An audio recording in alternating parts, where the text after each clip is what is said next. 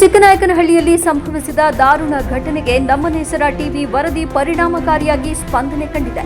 ಆಕಸ್ಮಿಕ ಬೆಂಕಿ ಅವಘಡದಲ್ಲಿ 16 ಗುಡಿಸಲುಗಳು ಸಂಪೂರ್ಣ ಭಸ್ಮವಾಗಿದ್ದು 8 ಮಂದಿ ವಿದ್ಯಾರ್ಥಿಗಳು ತಮ್ಮ ಪಠ್ಯ ಪುಸ್ತಕಗಳು, ಬಟ್ಟೆ ಮತ್ತು ಅಗತ್ಯ ಸಾಮಗ್ರಿಗಳನ್ನು ಕಳೆದುಕೊಂಡಿದ್ದರು. ಈ ಪೈಕಿ ಒಬ್ಬ ವಿದ್ಯಾರ್ಥಿನಿ ಎಸ್ಎಸ್ಎಲ್ಸಿ ಪರೀಕ್ಷೆ ಬರೆಯುವ ಸ್ಥಿತಿಯಲ್ಲಿದ್ದು ತಕ್ಷಣದ ನೆರವಿನ ಅವಶ್ಯಕತೆ ಇತ್ತು.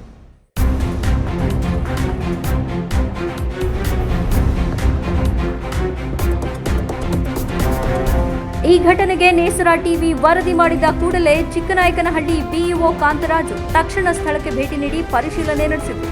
ವಿದ್ಯಾಭ್ಯಾಸಕ್ಕೆ ತೊಂದರೆಯಾಗದಂತೆ ವಿಶೇಷವಾಗಿ ಎಸ್ಎಸ್ಎಲ್ಸಿ ವಿದ್ಯಾರ್ಥಿನಿಗೆ ತಕ್ಷಣ ಪಠ್ಯಪುಸ್ತಕ, ಬಟ್ಟೆ ಮತ್ತು ಅಗತ್ಯ ಸಾಮಗ್ರಿಗಳನ್ನು ಒದಗಿಸಿದ್ರು. ಅಲ್ಲದೆ ಉಳಿದ 7 ವಿದ್ಯಾರ್ಥಿಗಳಿಗೂ ಇದೇ ರೀತಿಯ ನೆರವು ನೀಡಿದ್ರು. ಸರ್, ನಾನು Nesara Kannada TV chief editor Rajesh Rangath ಅಂತ ಮಾತಾಡ್ತಾ ಇದ್ದೀನಿ.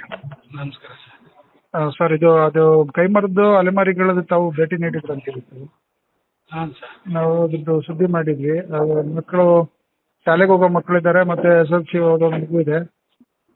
ಏನೇನು ಕ್ರಮ ತಗೊಂಡಿದ್ದೀರಾ ಸರ್ ಈಗ? ಸುದ್ದಿ ನೋಡಿದ ಮೇಲೆ ಭೇಟಿ ಕೊಟ್ಟು ಸರ್, ಹಾಂ ಸರ್, ಮಗುನ ಮಾತಾಡಿಸಿ ನಿನ್ನೆ ಎಕ್ಸಾಮ್ ಬರೆದಿದೆ, ಮಗುಗೆ ಬುಕ್ಸ್ ಕೊಟ್ಟು, ಬಟ್ಟೆ ಕೊಟ್ಟು, ಸರ್, ಅವರಿಗೆ ಅವರ ಚಿಕ್ಕ ಮಗನ ಮನೆಯಲ್ಲಿ ಓದ್ಕೊಳ್ಳಲಿಕ್ಕೆ ಹೇಳಿ, ಸರಿ, ಟೀಚರು ನಾವೆಲ್ಲ ಭೇಟಿ ಕೊಟ್ಟು ಹಾಂ ಸರ್. ಅವರಿಗೆ ಆ ಮಗು ಯಾವ ಶಾಲೆಯಲ್ಲಿ ಓದ್ತಿತ್ತು ಸರ್? ಎಸ್ಎಲ್ಸಿ ಮಗು GVP ಅಂದಿಂಕೆರೆ ಅಂತ ಬರುತ್ತೆ ಸರ್. ಹಾಂ ಸರ್, ಅಂದಿಂಕೆರೆ ಶಾಲೆಯಲ್ಲಿ ಓದ್ತಾ ಇತ್ತು ಸರ್. ಸರಿ ಸರ್. 10ನೇ ತರಗತಿ ಮಗು ಸರ್, ಪವಿತ್ರ ಅಂತಂತ. ಹಾಂ ಸರ್.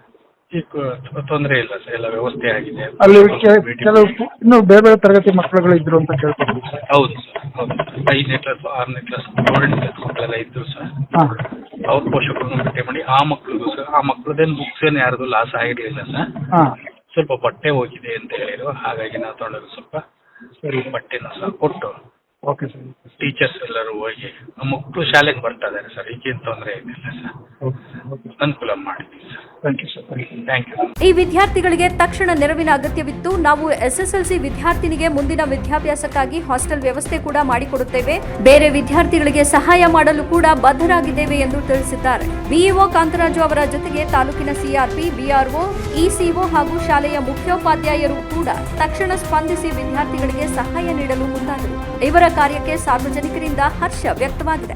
ಶಿಕ್ಷಣಾಭ್ಯಾಸ ಹಾಳಾಗುವ ಆತಂಕದಲ್ಲಿದ್ದ ವಿದ್ಯಾರ್ಥಿಗಳಿಗೆ ತಕ್ಷಣ ಸ್ಪಂದನೆ ನೀಡಿ ಬೆಂಬಲ ನೀಡಿದ ಅಧಿಕಾರಿಗಳಿಗೆ ಜನತೆ ಮೆಚ್ಚುಗೆ ವ್ಯಕ್ತಪಡಿಸಿದ್ದಾರೆ.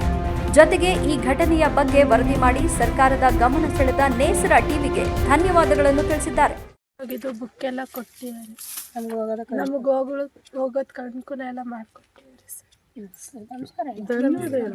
ಧನ್ಯವಾದ. ಚಿಕ್ಕನಾಯಕನಹಳ್ಳಿ ಹತ್ರ ಕೈಮರದಿಂದ ಕಮಲಾಪುರದ ರೋಡು. ನಾವು ಸುಮಾರು 6 ವರ್ಷದಿಂದ ಇಲ್ಲಿ ವಾಸವಾಗಿದ್ದು. ಈಗ ಶುಕ್ರವಾರ 14ನೇ ತಾರೀಕು ಮಧ್ಯಾಹ್ನ 2:15 ಬೆಂಕಿ ಅನಾಹುತದಿಂದ ಎಲ್ಲ ನಮ್ಮ ಮಕ್ಕಳ ಬಟ್ಟೆ, ಪುಸ್ತಕ ಎಲ್ಲ ಸುಟ್ಟೋಗಿದ್ದು. ಇಲ್ಲಿ BO ಆಫೀಸರ್ ಸರ್ ಬಂದು ಮತ್ತು ಟೀಚರ್ಸ್ಗಳು, ಮಾಸ್ಟ್ರುಗಳು ಎಲ್ಲ ಬಂದು ಬಟ್ಟೆ ಮತ್ತು ಬುಕ್ಕು ಎಲ್ಲ ಕೊಟ್ಟು ನಮ್ಮ ಮಕ್ಕಳಿಗೆ ಹೆಲ್ಪ್ ಮಾಡಿದ್ದಾರೆ. ತುಂಬ ಧನ್ಯವಾದಗಳು ಸರ್. ಸರ್ ಬಂದು ನಮ್ಮ ಮಕ್ಕಳಿಗೆ ಏನು ಬಟ್ಟೆ ಇರಲಿಲ್ಲ, ಹೆಂಗೋ ಬಟ್ಟೆ ಕೊಡಿಸಿದ್ರು. ಸ್ಕೂಲ್ SLC ಹುಡುಗಿ ಇದ್ದು ಅವಳಿಗೆ ಬುಕ್ಸ್ ಕೊಡಿಸಿದ್ಲು, ಅನುಕೂಲ ಮಾಡಿಕೊಟ್ರು. ತುಂಬ ಅವರಿಗೆ ಧನ್ಯವಾದ ಸರ್.